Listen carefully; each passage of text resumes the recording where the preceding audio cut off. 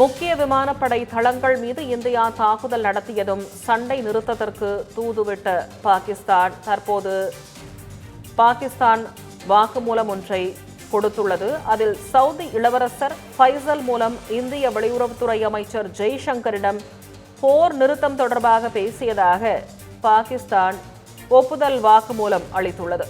போர் நிறுத்தத்திற்கு இந்தியாவிடம் கெஞ்சியதை தொலைக்காட்சி விவாதத்தின் போது பாகிஸ்தான் துணை பிரதமர் ஒப்புக்கொண்டுள்ளார்.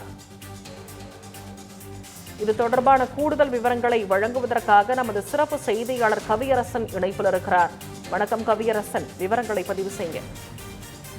வணக்கம் திவ்யா.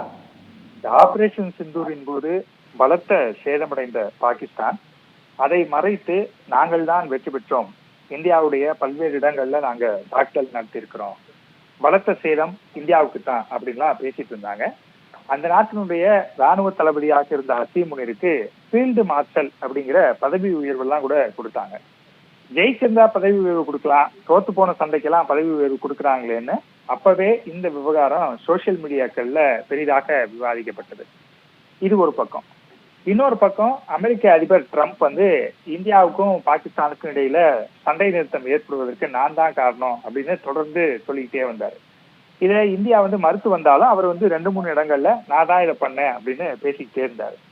இப்ப இந்த 2 பேருமே உண்மையை ஒத்துட்டு இருக்காங்க அப்படின்னு தான் சொல்லணும். அதுல முதல் ஆளா பாகிஸ்தானுடைய துணை பிரதமர் ஒரு தொலைக்காட்சிக்கு பேசுறாரு. பேசும்போது நாங்க தான் போர் நிறுத்தம் வேணும் அப்படின்னு இந்தியா கிட்ட கேட்டோம், இன்னும் ஒருபடி மேல போய் சொல்லணும்னா கெஞ்சினோம் அப்படின்னு சொல்லியிருக்கிறாரு.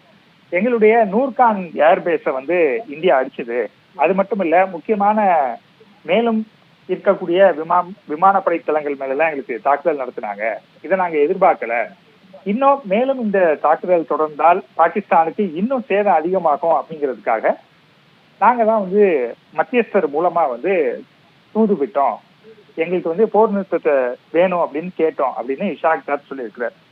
இன்னொரு பக்கம் ட்ரம்ப் ஆமா 2 நாடுகளும் தான் பேசி சண்டையை நிறுத்திக்கிட்டாங்க, இதுல நான் தலையிடல, என்னுடைய ரோல் எதுவும் இல்லை அப்படின்னு முதன்முறையாக அவரும் சொல்லியிருக்கிறாரு.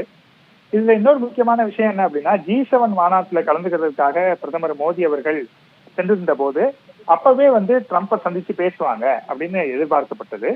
ஆனால் இஸ்ரேல் ஈரான் போர் காரணமாக G7 மாநாட்டில இருந்து ட்ரம்ப் பாதியிலேயே வெளியேறிட்டாரு.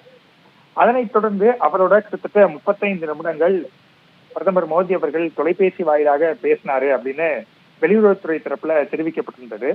அந்த தொலைபேசி உரையாடலின் போது திட்டவட்டமாக இதுல உங்களுக்கு எந்த பங்கும் இல்லை, அதை விட முக்கியமானது இந்தியா பாகிஸ்தான் பிரச்சனையில அமெரிக்கா இல்ல, யாருடைய மத்தியஸ்தமும் தேவையில்லை, அதை இந்தியா ஏற்காது அப்படிங்கிறத மிகவும் உறுதியாக பிரதமர் மோடி அவர்கள் ட்ரம்பிடம் சொல்லிவிட்டார் அப்படின்னு தகவல் வெளியில வந்தது. வெளியுறவுத்துறையிலிருந்து சொல்லியிருந்தாங்க. எனவே கிட்டத்தட்ட இப்ப பாகிஸ்தான் தரப்புலையும் சரி ட்ரம்ப்பும் சரி ஆபரேஷன் சிந்தூரை நிறுத்தினது நாங்க இல்ல அப்படின்னு ட்ரம்ப் சொல்லியிருக்கிறாரு. அதே போல பாகிஸ்தானை பொறுத்த வரைக்கும் நாங்க தான் கேட்டோம் அப்படிங்கிறதையும் தெளிவா சொல்லிட்டாங்க.